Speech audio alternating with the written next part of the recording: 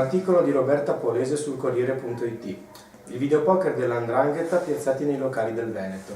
C'è un risvolto locale nell'inchiesta della Guardia di Finanza di Bologna sugli affari dell''ndrangheta nel gioco d'azzardo illegale. Le indagini hanno portato alla perquisizione di 69 bar nelle nostre province e al sequestro di 104 macchinette abusive. Gli indagati veneti già perquisiti sono 6. I reati contestati sono concorso in truffa e violazione delle norme sul monopolio del gioco d'azzardo e autointestazione fittizia di società riconducibili a pregiudicati. I nomi: Cristian Ramelli, quarantenne padovano residente a Camisano Vicentino, la compagna Alessandra Trevisan, 42enne di Vicenza, Domenico Longhi, 36enne di Marostica, Giovanni Pederiva, 36enne di Valdobbiadene. Poi 2 cinesi, una donna residente in centro a Treviso e un altro di Breda di Piave. Stando all'ordinanza del GIP bolognese Bruno Perla, su richiesta della DDA di Bologna, i 6 sarebbero collegati al capo della struttura criminale Nicola Femia, calabrese trapiantato a Ravenna e indagato per associazione mafiosa, segnatamente 'ndrangheta. È sospettato di essere a capo di una banda criminale legata a slot e videopoker che fattura 90 milioni all'anno. Femia è l'uomo che condannò a morte il giornalista scomodo della Gazzetta di Modena, Giovanni Tizian.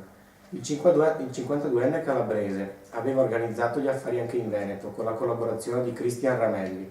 Il padovano aveva infatti intestato fittiziamente alla compagna Alessandra Trevisan una società che vendeva e affittava videopoker, la General Service SRL, che di fatto era però gestita da Femia.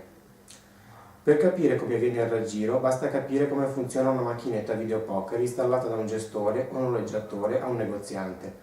Le società oneste collegano la macchinetta al server del monopolio di Stato, che trattiene una parte della vincita, lasciando il resto al giocatore.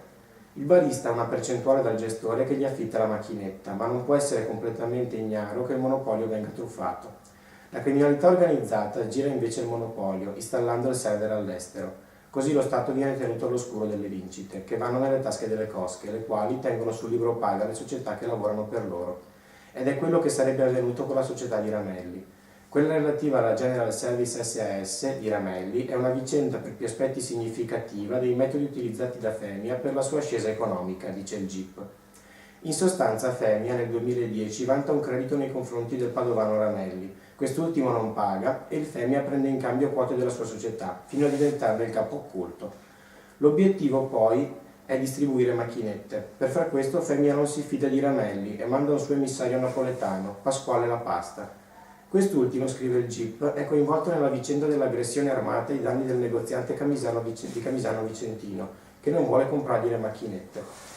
Gli altri indagati, tra cui Pederiva, già noto ai giudici trevigiani per illeciti sui videopoker nel 2006, avevano circa lo stesso ruolo di Ramelli: vendere e affittare macchinette con server all'estero, procurando affari per se stessi, che ne prendevano una percentuale, e ai boss.